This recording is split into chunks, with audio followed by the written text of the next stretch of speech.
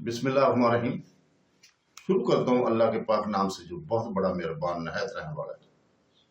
دوستوں، بہنوں، بھائیوں، بزرگوں، السلام علیکم۔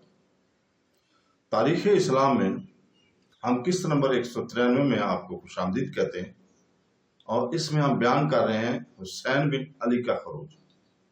تو دوستوں، بہنوں، بھائیوں، حسین بن علی بن حسن مثلث بن حسن مصنع بن علی بن ابی طالب اور حسن بن محمد بن عبداللہ بن حسن، ان کے چچا یحییٰ بن عبداللہ بن حسن اور دوسرے آل ابی طالب نے مل کر حکومت عباسیہ کے خلاف خروج کی سازش کی تھی، اور یہ بات قرار پائی تھی کہ سن 159 کے موسم حج میں خروج کرنا چاہیے، مگر ایام حج سے پہلے ہی مدینہ کے عامل عمر بن عبدالعزیز بن عبداللہ سے ان لوگوں کی کچھ انبن ہوگی، اور انہوں نے خروج کر کے عامل مدینہ کے مکان کا محاصرہ کر کے حسین بن علی بن حسین مثلث کے ہاتھ پر بیعت کرنی شروع کی، اور اہل مدینہ اس بیعت میں شامل ہونے لگے۔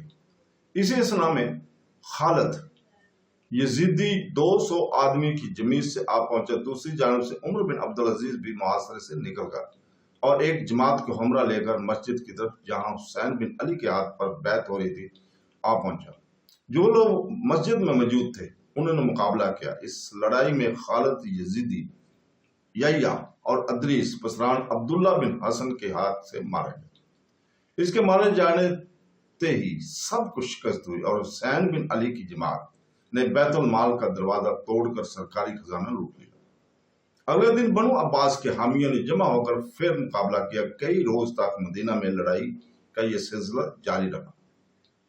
آخر حسین بن علی نے سب کو خارج کر کے مدینہ پر مکمل قبضہ کیا۔ 21 روز تک مدینہ میں قیام کر کے مکہ کی جانب کوچ کیا۔ مکہ مکرمہ میں پہنچ کر منادی کرا دی کہ جو غلام ہمارے پاس آئے گا ہم اس کو آزاد کر دیں گے۔ یہ سن کر غلاموں کا ایک گروہ حسین بن علی کے گرد فریم جمع ہونا شروع ہو گیا۔ اسی سال سلمان بن منصور، محمد بن سلمان بن علی، عباس بن محمد علی، موسیٰ اور اسماعیل پسران عیسیٰ بن موسیٰ وغیرہ عباسیہ خاندان کے چند آدمی حج کے لیے آئے تھے۔ ان لوگوں کے روانہ ہونے کے بعد ہادی کے پاس حسین بن علی کے خروج کی خبر پہنچی۔ ہادی نے فوراً محمد بن سلمان کو ایک خط لکھا کہ تم اپنے تمام ہمراہیوں کو لے کر حسین بن علی کا مقابلہ کرو۔ محمد بن سلمان اپنے ساتھ کچھ فوج بھی لایا تھا۔ محمد بن سلمان نے مقام ذی طویٰ میں سب کو فریم کر کے لشکر کو باقاعدہ مرتب کیا اور مکہ مکرمہ میں پہنچ کر عمرہ ادا کیا۔ وہاں مختلف صوبوں اور ملکوں سے جو سرداران عباسیہ حج کے لیے آئے تھے وہ سب محمد بن سلمان کے ساتھ شامل ہو گئے۔ یوں الترویہ کا مقام میں صف آرائی اور جنگ آزمائی کی نوبت پہنچی۔ بہت سے آدمی مارے گئے۔ آخر حسین بن علی کو شکست ہوئی اور ان کے ہمراہی فرار ہو گئے۔ تھوڑی دیر کے بعد ایک شخص حسین بن علی کے سر لے کر آیا۔ ان کے ہمراہیوں کے تقریباً 100 سے سر جمع کیے گئے۔ انہیں میں سلمان برادر محمد مہدی کا سر بھی تھا۔ ہزیمت یافتہ لوگ میدان سے بھاگ کر حجاج میں شامل ہو گئے۔ ادھر محمد بن سلمان نے امان کی منادی کرا دی تھی۔ حسن بن محمد عبداللہ امان کی منادی کے بعد گرفتار ہوا۔ اس کو موسیٰ بن عیسیٰ نے قتل کیا۔ محمد بن سلمان نے اس پر اظہار ناراضگی کیا، اور ہادی کو بھی جب یہ بات معلوم ہوئی تو موسیٰ بن عیسیٰ کے مال اور اسباب کو ضبط کر لیا۔ اس لڑائی میں ادریس بن عبداللہ بن حسن بن علی بن ابی طالب برادر محمد مہدی بھی بچ کر نکل گیا تھا۔ وہ وہاں سے فرار ہو کر مصر پہنچا۔ وہاں صالح بن منصور کا آزاد کردہ غلام واضح محکمہ ڈاک کا افسر تھا۔ اس کو آل ابی طالب کے ساتھ ہمدردی تھی۔ اس نے ادریس کو تیز رفتار گھوڑے پر سوار کرا کر بلاؤ مغرب کی طرف روانہ کیا۔ وہاں ادریس شہر بدلہ مزامات ترجیہ میں پہنچا اور बर्बरियों को दावत देना शुरू की। इसके औलाद का हाल आइंदा बयान करेंगे। चंद रोज के बाद खलीफा हादी को इस बात की इतला हुई कि वाजा ने अदरीस के मगरब की तरफ भगा दिया है। चुनाचे हादी ने वाजा और इसके हमराइयों को गिरफ्तार करा के कत्ल करा दिया और अदरीस बिन अब्दुल्ला का दूसरा भाई यहिया बिन अब्दुल्ला उस मुकाम से फरार होकर विलियम पहुंचा। हादी ने तख्त खिलाफत पर बैठते ही ये कोशिश शुरू की कि अपने भाई हारून को वली अहदी से मजूर करके अपने बेटे जाफर को वली अहद बनाए।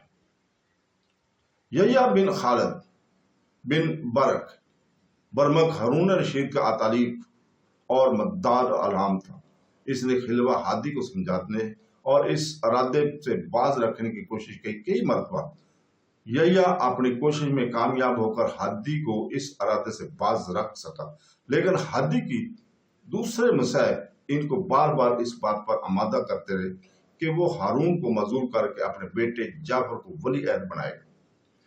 यहिया ने हादी को समझाया था कि आपका बेटा जाफर अभी नाबालग है, अगर आप आज फौत हो जाएं तो उमराए सुल्तानत इस छोटे बच्चे की अतात और हुकूमत को हरगज तस्लीम ना करेंगे और फसादात पैदा हो जाएंगे। हारून को आपके बाप मेहदी ने आपके बाद वली अहद मुकर्रर किया था, आप हारून के बाद जाफर को वली अहद बना दें तो फिर कोई और अंदेशा और खतरा बाकी ना रहेगा।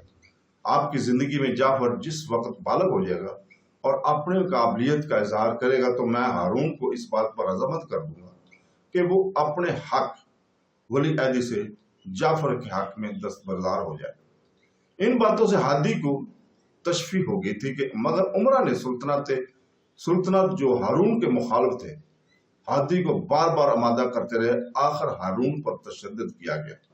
यहिया ने इस इरादे से मतला होकर हारून को मशवरा दिया कि वो शिकार के बहाने से कहीं चला जाए और हादी से दूर रहे।